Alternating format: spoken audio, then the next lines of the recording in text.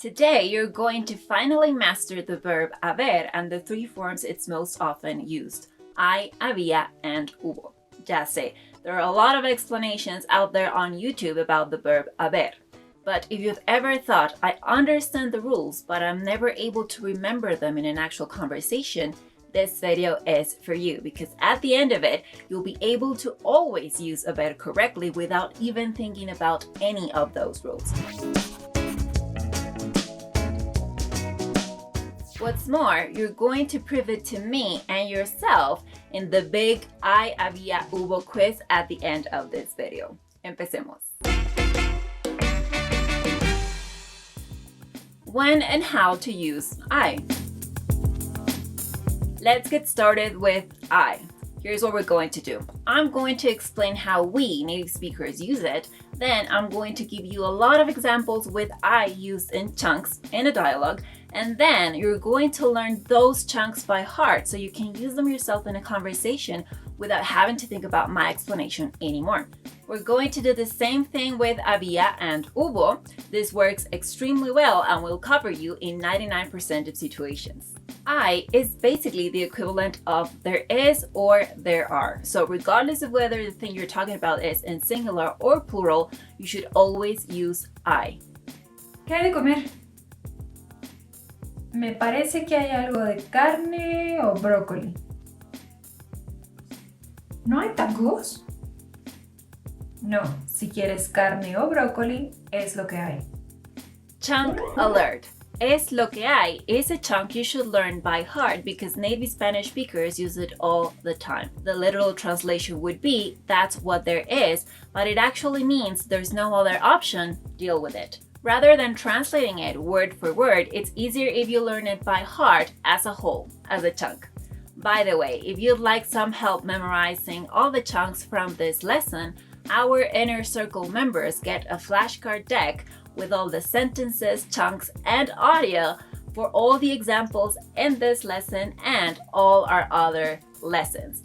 I'd love it if you try it out because it will help you a lot. The link with more info is in the description. When and how to use había. Había is essentially the equivalent of there was or there were. It works the same as hay, except we are now talking about the past. ¿Estuvo bonita la boda? Sí, estuvo linda, pero había demasiada gente. ¿En serio? ¿Cuánta gente había? Se me hace que había unas 500 personas. Un montón. Oye, ¿y qué había de comer? Había hígado encebollado. Horrible. Unlike English, where one should say, there was a dog or there were many dogs, in Spanish you always use the same word. Hay, había, or hubo. Chunk alert. Se me hace is another chunk you should learn by heart. If translated word for word, it would be something like it makes me, which makes no sense. What this chunk actually means is I think, I'm guessing, I'm assuming. Again, learn it by heart as a whole, and not only will you always use it correctly, but you will also sound like a true native speaker. When and how to use hubo. Hubo can also be the equivalent of there was or there were. The difference is that había is sort of used to set the scene about something that happened in the past, while hubo is used to talk about specific events in the past that have already ended. So, for example, hubo una boda. That's an event in the past that is already over. And if I add, at that wedding había mucha gente, I'm setting the scene. I'm describing the background for that wedding. Here are some more examples. Oye, ¿salieron anoche?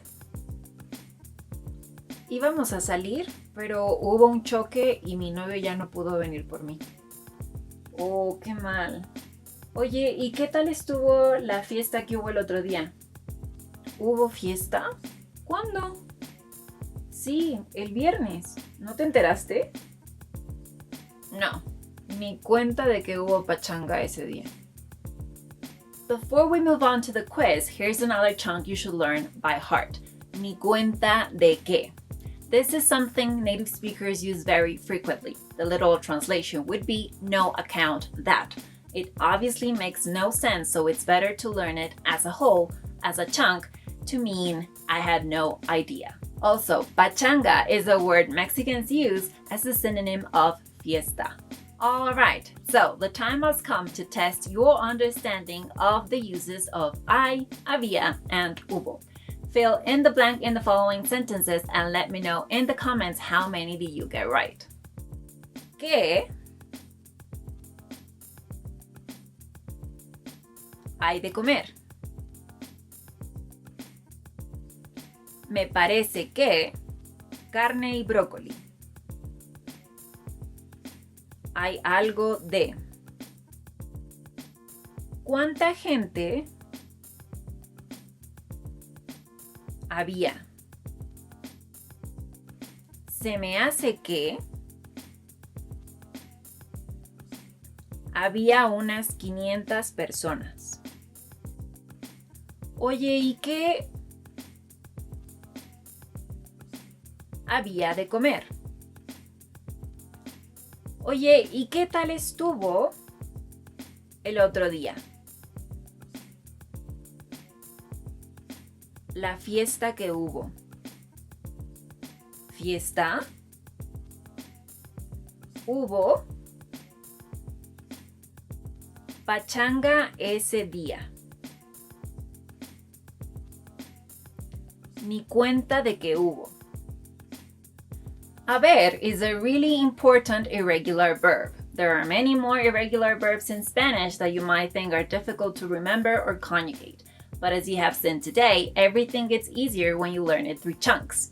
In the next video, I show you how to master 13 irregular verbs this way. Click the image on screen to watch it now. I will see you there. Nos vemos!